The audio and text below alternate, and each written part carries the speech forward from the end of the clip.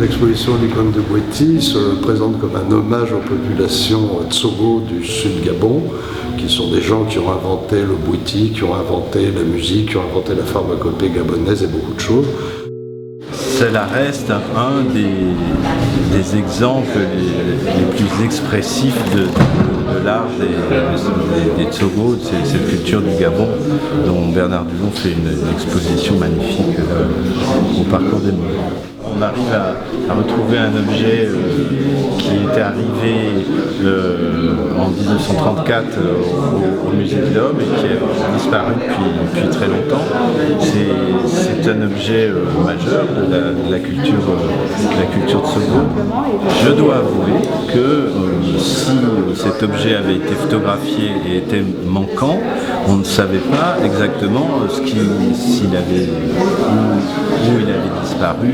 Il peut être très loin, et ça a été une surprise tout à fait extraordinaire puisque tout d'un coup cet objet réapparaissait.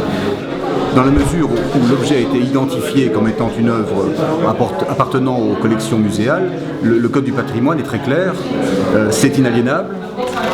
Ça ne pouvait donc pas être évidemment volé, mais ni vendu, ni échangé. Ça devait donc absolument être restitué. C'est en outre imprescriptible, on ne peut donc pas acquérir la propriété par l'écoulement du temps, et la seule possibilité était de restituer au musée.